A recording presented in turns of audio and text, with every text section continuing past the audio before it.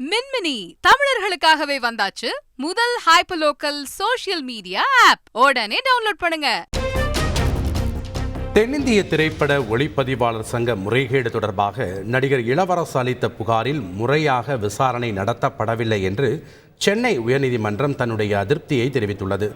கூடுதல் விவரங்களோடு இணைகிறார் செய்தியாளர் சுரேஷ். வணக்கம் சுரேஷ், இந்த வழக்கினுடைய பின்னணி, தற்போது சென்னை உயர்நீதிமன்றம் இந்த வழக்கு விவகாரத்தில் என்னென்ன கருத்துக்களை பதிவு பண்ணியிருக்காங்க, விவரங்கள் என்ன? வணக்கம். தென்னிந்திய திரைப்பட ஒளிப்பதிவாளர் சங்கத்தினுடைய முன்னாள் ஊழியர்கள் நிதி முறைகேட்டில் ஈடுபட்டதாக 2018 ஆண்டு தியாகராய நகர் காவல் நிலையத்தில் புகார் அளிக்கப்பட்டிருந்தது. இந்த புகார் மீது விரைவாக விசாரணை நடத்தி இறுதி அறிக்கையை தாக்கல் செய்ய வேண்டும் என்று 4 மாத கால அவகாசம் வழங்கி உயர்நீதிமன்றம் உத்தரவிட்டிருந்தது. ஆனால் இந்த குறிப்பிட்ட காலக்கெடுக்குள் போலீசார் விசாரணை முடிக்கவில்லை என்று ஒளிப்பதிவாளர் சங்கத்தினுடைய சார்பில் அதன் செயலாளரும் நடிகருமான இளவரசு தரப்பில் சென்னை உயர்நீதிமன்றத்தில் நீதிமன்ற அவமதிப்பு வழக்கு தொடரப்பட்டுள்ளது.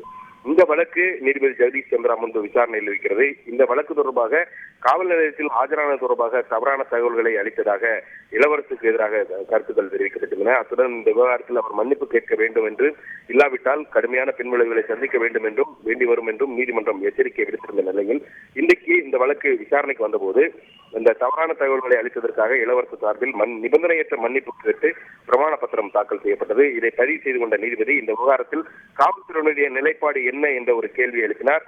இதற்கு பதிலளித்த காவல்துறை தரப்பு வழக்கறிஞர் மன்னிப்பு கேட்டுள்ளதால் இந்த விவகாரத்தை கைவிடுவதில் ஆட்சேபம் இல்லை என்று தெரிவித்தார். இதையடுத்து தென்னிந்திய திரைப்பட ஒளிப்பதிவாளர் சங்கத்தில் நடந்த முறைகேடு தொடர்பான புகார் அளிக்கப்பட்ட 2018 ஆண்டு அளிக்கப்பட்ட நிலையில அதன் மீது இன்னும் முழுமையான விசாரணை நடத்தி முடிக்கவில்லை என்ற ஒரு அதிருப்தியை நீதிபதி பதிவு செய்தார். அது மட்டுமல்லாமல் இந்த வழக்கு மட்டுமல்லாமல் பெரும்பாலான வழக்குகளில் பாதிக்கப்பட்டவர்கள் ஒவ்வொரு முறையும் நீதிமன்றத்துக்கு வந்துதான் நியாயத்தை பெற வேண்டியிருக்கிறதாக ஒரு வேதனையையும் நீதிபதி பதிவு செய்திருக்கிறார். நீதிமன்ற அவமதிப்பு வழக்கு தாக்கல் செய்யப்பட்ட பிறகுதான் இந்த வழக்குல அவசரமாக விசாரணை நடத்தி இறுதி அறிக்கை தாக்கல் செய்யப்பட்டிருக்கிற காரணத்தினால் இந்த புகார் தொடர்பாக மீண்டும் விசாரணை நடத்த அனுமதி அளிக்க வேண்டும் என்ற ஒரு கோரிக்கை காவல்துறை தரப்பில் விளிக்கப்பட்டது.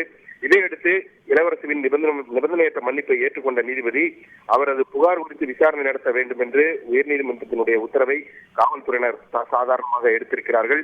நீதிமன்றம் உத்தரவு பிறப்பித்தும் உரிய நடவடிக்கை எடுக்காததால் 2022 ஆண்டு மார்ச் மாதம் முதல் 2023 செப்டம்பர் வரை பாண்டி பஜார் காவல் நிலையத்தில் குற்றப்பிரிவில் காவல் ஆய்வாளர்களாக இருந்த அனைவரும் பிப்ரவரி 5ஆம் தேதி நீதிமன்றத்தில் நேரில் ஆஜராக வேண்டும் என்று உத்தரவிட்டு விசாரணையை அன்றைக்கு தள்ளி வைத்திருக்கிறார்.